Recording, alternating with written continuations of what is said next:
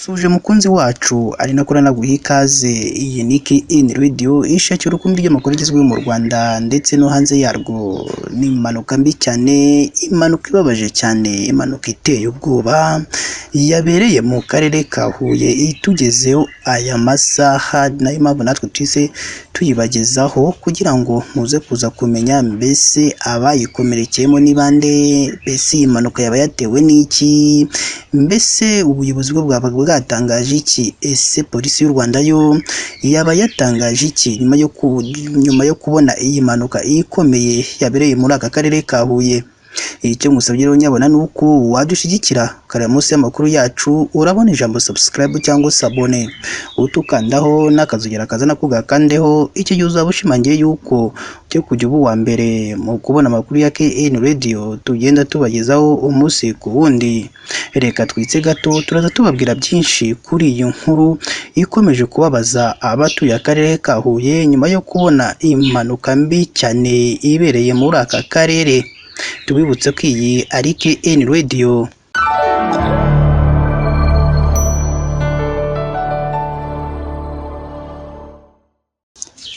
Reka nongere mbaye ikaze rero bakunzi bacu.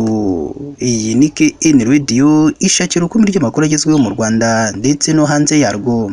Mbere na mbere iyo ngiye kubagezaho amakuru yacu ndababwira ati nimujye munsi y'iyi nkuru murabona ijambo subscribe cyangwa se abone, muhite mukandaho n'akazogera kaza nako mugakandeho.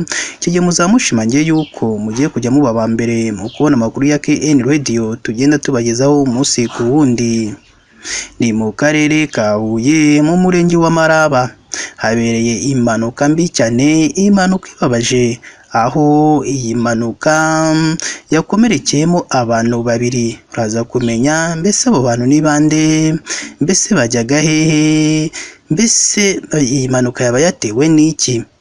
Ni mu karere ka Huye mu murenge wa Maraba aho bita mu ikorosi ryo kwa Rugiga. Kuri uyu wa gatatu tariki ya 7 Kanama 2024 habereye impanuka y'imodoka ya Fuso yavaga Rusumo ijya Rusizi ipakiye inyanya n'ikamyo yari ipakiye risasi yavaga Rusizi ijya mu mujyi wa Kigali. Hakomerekeramo abantu babiri, bihita bibabaza abaturage batuye muri aka karere muri uyu murenge wa Maraba.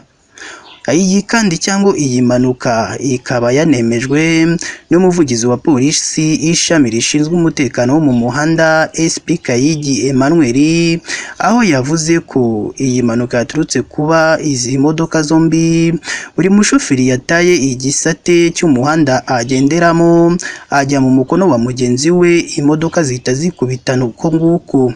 Mu magambo ye uyu muvugizi wa polisi ishami rishinzwe umutekano wo mu muhanda SP Kayigi Emmanuel yagize ati iyi mpanuka yatewe no kudasatira inkombe y'uburyo bw'umuhanda byakozwe n'abashoferi bombi.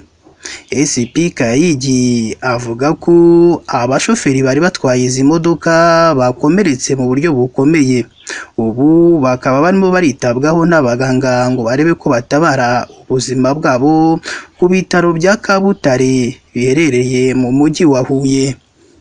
Iyi mpanuka kandi yangije izi modoka zombi ndetse n'inyanya zari zipakiye imwe muri izo kamyo ziranyanyagira mu muhanda, abaturage birara muri uwo muhanda baraziyoragura karahava.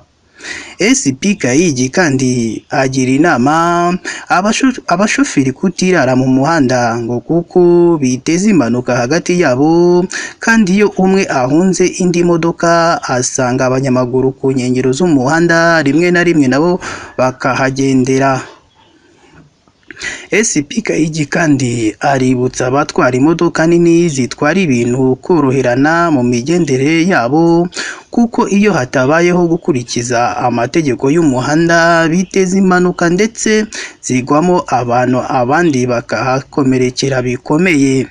Mu magambo ye SP Kayigi yagize ati kubahiriza amategeko ni ngombwa, ariko abantu bakwiye kwirinda n'uburangare kuko usanga hari abakora impanuka bitewe no kurangarira mu bindi bintu birimo kuvugira kuri telefone ndetse bamwe bagatwara banyweye kubisindisha.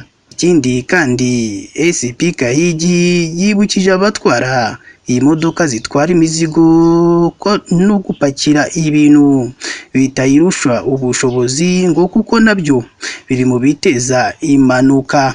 Ikindi ni uko abatwara ibinyabiziga kandi bagombye kuba bafite uburambe ndetse bakanirinda gutwara imodoka batamenyereye kuko nabyo biri mu bituma bahura n'impanuka za hato na hato mu muhanda. SP Gahigi kandi avuga ko bazakomeza gukangurira abantu mu bukangurambaga bwa Gerayo Amahoro mu rwego rwo kubahugura no kubibutsa kujya bubahiriza amategeko y'umuhanda. Ubwo iyi mpanuka ikimara kuba, abaturage bahise bahamagaza iyi modoka y'imbangukiragutabara ikorera ubutabazi bw'ibanze aba bashoferi bakomeretse mu buryo bukomeye cyane, ihita ibajyana ku bitaro bya Kabutare biherereye mu mujyi wa Huye. Abaturage iyi mpanuka ikimara kuba bahise bishora mu muhanda bayoragura inyanya zose zari zimaze kumenywa n'iriya kamyo yari irimo irerekeza i Rusizi.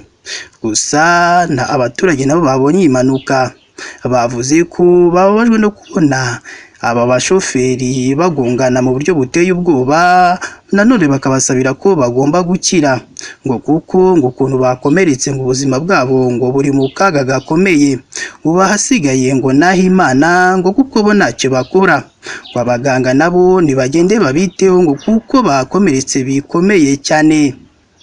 Ndagushimiye rero wowe wahisemo gukurikira amakuru kuri KN Radio, nkubwira ko wakoze igikorwa cyiza kandi igikorwa cy'ubutwari. Nawe utarakora subscribe wayikora nonaha, ukareba munsi y'iyi nkuru urabona ijambo subscribe cyangwa se abone, utukandaho n'akazogera kaza nako gakandeho. Icyo gihe uzaba ushimangiye yuko ugiye kujya uba uwa mbere mu kubona amakuru ya KN Radio tugenda tubagezaho umunsi ku wundi. Si ibyo gusa kandi uba ugomba no kuduha igitekerezo, cyaba ari ikidushima ko turimo turakora neza, haba ari n'ikitugira inama y'ibyo tugomba gukosora kugira ngo tujye tubagezaho ibintu byiza kandi bifite ireme. Mugire umunsi mwiza kandi Imana ijye ikomeza ibarinde.